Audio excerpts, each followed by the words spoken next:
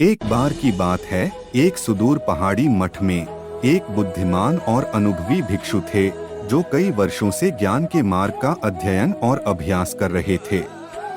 उनके पास एक युवा छात्र था जो उनसे सीखने और उसी समझ और आंतरिक शांति को प्राप्त करने के लिए उत्सुक था जो भिक्षु ने प्राप्त किया था।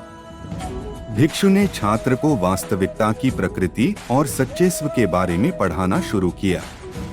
उन्होंने समझाया कि आत्मज्ञान यह समझने की स्थिति है कि सब कुछ अनित्य है, कि कोई स्थायी आत्मा नहीं है और यह कि सभी चीजें आपस में जुड़ी हुई हैं। उन्होंने छात्र को 4 आर्य सत्य और अष्टांगिक मार्ग के बारे में पढ़ाया, जो बौद्ध धर्म की प्रमुख अवधारणाएं हैं जो ज्ञानोदय के मार्ग का वर्णन करती हैं। शिष्य उसे सीखने और अभ्यास करने के लिए उत्सुक था जो साधु उसे सिखा रहा था। उन्होंने कई घंटे ध्यान, अध्ययन और शिक्षाओं पर चिंतन करने में बिताए।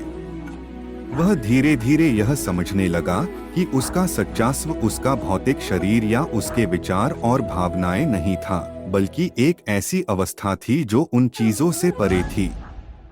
एक दिन ध्यान में बैठे हुए शिष्य को गहरा बोध हुआ।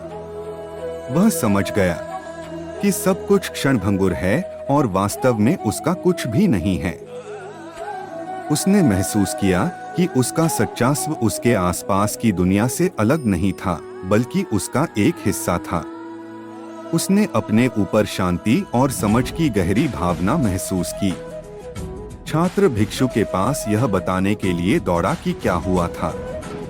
भिक्षु मुस्कुराया और सिर हिलाया, यह जानकर कि छात्र ने आखिरकार आत्मज्ञान प्राप्त कर लिया है।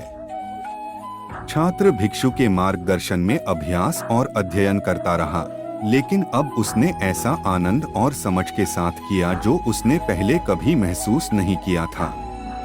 उस दिन से छात्र और भिक्षु दुनिया के साथ सद्भाव में रहते थे, वास्तविकता की वास्तविक प्रकृति को समझते थे और शांति प्राप्त करते थे। आपके हर एक सब्सक्राइब से या लाइक से हमें मोटिवेशन मिलता है। शुक्रिया आपको इस वीडियो को आखिरी तक देखने के लिए।